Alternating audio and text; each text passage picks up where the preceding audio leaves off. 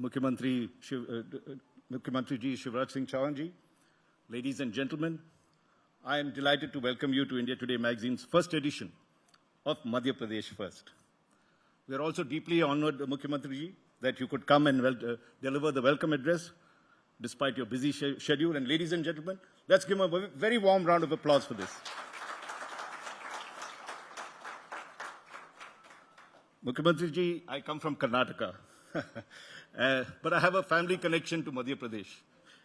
My wife's father and all her mamas grew up in Indore, and her grandfather was principal of Holkar College, and her grandmother was principal of the Sai School in Indore. So while she speaks Shuddh Hindi, I don't, because she laughs whenever I make an attempt to do so with my South Indian accent. So I have a complex on this. So I will stick to speaking mostly in English in my welcome address. So to begin, Mukhyamantri Ji, for the first 2 decades, India Today magazine has pioneered the concept of the State of the State survey. And I know when we came to your house previously, you have all the state awards lined in your cabinet over there. And this annual survey is considered to be the gold standard for judging the performance of various states. More recently, we started what we call the State of the States, where we focused on a particular state. While the State of the States was a national survey, the State of the State looked at state development because the state is the microcosm of India's development. The district first, the state, and then the country. If the district doesn't develop, the state doesn't develop. If the state doesn't develop, the country doesn't develop. And so we started the State of the State, and we had come to Madhya Pradesh, and thank you very much, sir. In 2018, you were there to distribute the awards to the various winning states.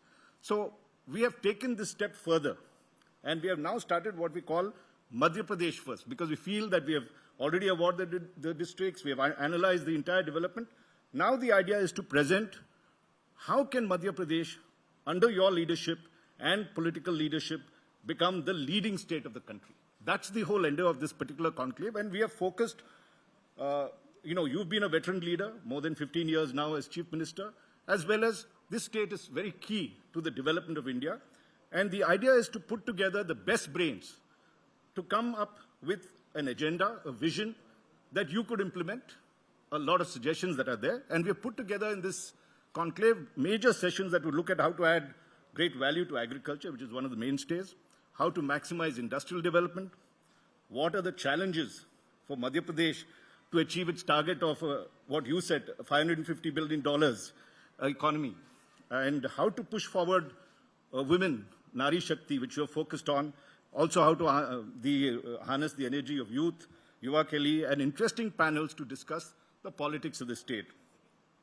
So apart from you, Mukhyamantri Ji, we also have pleasure and the honor that Union Minister for Civil Aviation and Steel, a political stalwart from the state, Shri Jyotiraditya Scindia, will be addressing this gathering, but he'll come live via video.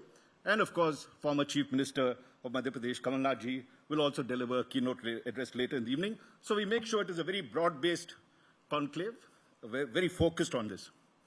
Now, I mentioned Karnataka earlier because also, not just because I didn't want to address this gathering in Hindi, but also it is a very good example of an amalgamation of various states. My home state, you will see that it is Hyderabad, Karnataka, there is Bombay, Karnataka, there is also Tamil Nadu, Karnataka, Madras Presidency and Bombay Presidency.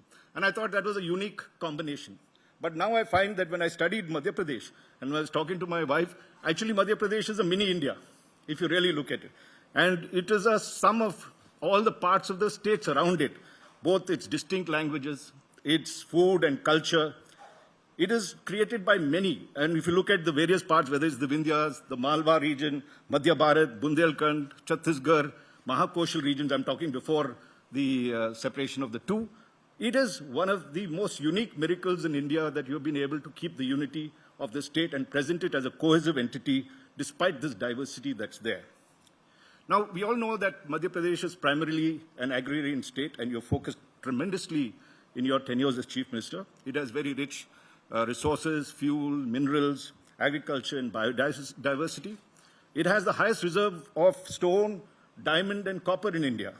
In fact, it is the only diamond-producing state in the country. And that is why I believe that with all these rich resources, Madhya Pradesh's criticality to the India story is now coming to the fore. At one time when we reported Madhya Pradesh in the 80s, when I used to come and tour, there was the great thirst, Pani Bhi Nahi Tha, and it was considered one of the Bimaru states, along with Bihar, Rajasthan, Uttar Pradesh. Madhya Pradesh was there. Today you see a great transformation. The state has made rapid strides in the fields of agriculture. It has emerged the top producer of several crops. I know it's even beat Punjab and Uttar Pradesh in terms of wheat production, which is amazing sort of development that's there. It is also now, under your leadership, emerging as an industrial hub with textiles, auto parts. We've been to Indore. We've seen the kind of development that a lot of the industry, whether it's pharmaceuticals, food processing, and mineral-based industries, it has done extremely well in the past few years. And thanks to you, Mukhyamantri ji, for your vision. Madhya Pradesh is a pioneering state in various welfare programs, which, just to mention a few, the Ladli Lakshmi program, the Kanyadan Yojana, and the Sambal program. These have been followed by other states it's a good indicator of their success. Because of these various schemes, particularly for women and the youth, you've always been called Mama on this. But I hear that you've got a new terminology, bulldozer Mama, but we'll talk about this later for whatever reasons that terminology has come. But more than that, I think looking at environment, I'm very happy to see that, and I used to write a lot on environment, and I've come to a lot of the national parks, the tremendous development of these national parks that you've fostered. I think it's very important. And we were just sitting and chatting, and you said you were planting a tree or 3 trees every day. So he's planted, I think, now almost, 2,000 trees in these things, or 1,500 trees? Let's give him a very warm round of applause for that thing. Every day in the morning. Every day in the morning, he goes at 6, plants a tree, I think, or plants 3 trees, something that we all need to do to ensure that Madhya Pradesh is forested, as well as the rest of the country. And because of that, also, let's not forget the tourism potential the state has. And that is just beginning to unlock itself. So it has tremendous, and another point, because it is located in in the heart of India, the logistics industry could use this as a major center for development. Because from Madhya Pradesh, you can reach all the other states. So if one of the big logistics companies, or 2 or 3 of them come, this could become the hub of the country. And if you look at what's happened in the last 2 decades, and particularly during your tenures, the state annual growth, or the GSDP, which you know more, has been very impressive. And despite the fact that COVID has happened, it is still growing at 10%, which is laudable. And the other thing is that between 2015 and 16 and 2023, or 22-23, the GSDP increased at a combined annual growth rate of 11.39%. And let's give the Chief Minister a very warm round of applause for that achievement as well. In fact, Madhya Pradesh, as I was mentioning earlier, has always won. When we did the 2021 State of the States Award, it figured among the top 3 best performing big states, and also one of the most improved big states in agriculture, particularly. So if you see the turnaround that agriculture has happened, it has been growing at the rate of 10% in the last 2 decades. That's very, very amazing. And that is a transformation that we've seen. It has, powered India's grain production. Of course, in the last couple of years, we have seen how agriculture itself has now contributed to what they call the gross value added thing, to almost now increased from 33.85% a decade ago to 46.98% in 2021. So that's an enormous growth that agriculture has contributed. And Mukhyamantri ji, because in your recent efforts, where you looked at Krishi and the farm sector very deeply, you have started maximizing farm income. Well, doubling the farmer's income is now your mission that is there. And if you see, you're focused on value chains of 7 prominent crops that you are doing. We'd like to hear a little more of that when you speak. You've also changed the marketing strategy, we find. And last year you began procurement of the farmers' produce at the farm gate level. The mandi system you've almost given up, and you go directly and purchase, which I think is a revolutionary step to free up the farmers and allow them to produce much more and market them better. So the entire marketing has gone online, and it's one of the most modern marketing systems that we have of agriculture, and a model for other states to follow.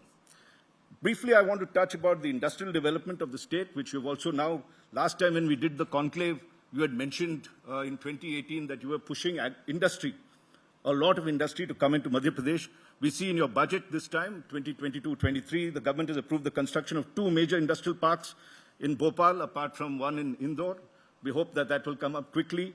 We also see 2 special export zones are already functional in the state, and 11 new industrial areas are being developed in various parts of the state. So we've also seen the growth of the auto cluster that is there at Pithampur near Indore, and of course, Mandideep near Bhopal. These are big developments that are there.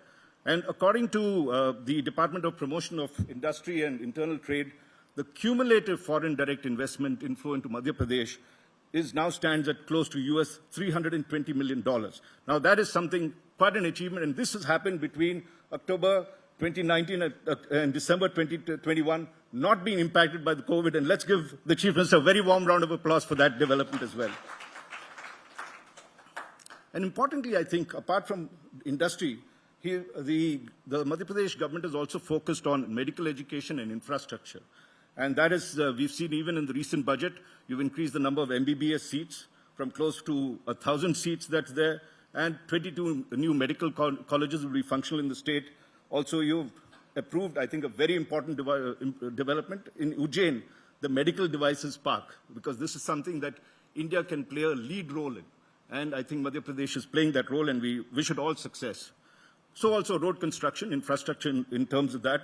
Union government has sanctioned over rupees 1.25 lakh crore, and there are almost 45 highway projects in Madhya Pradesh that is now taking shape.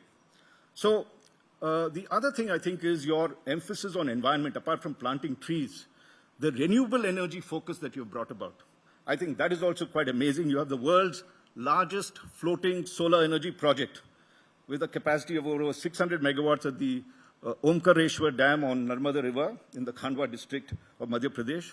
And this year, to make it even better, you have announced something like 270 EV charging stations to encourage electric cars to be moving around in Bhopal, Gwalior, Jabalpur, and Indore. All this is remarkable because much of this has happened during the tenure. You're probably, since the last 19 years when a BJP government has been, was voted in, for more than 15 years, you've been the Chief Minister. In fact, in March this year, you have become the longest-serving BJP CM in the country, and let's give a warm round of applause for that as well.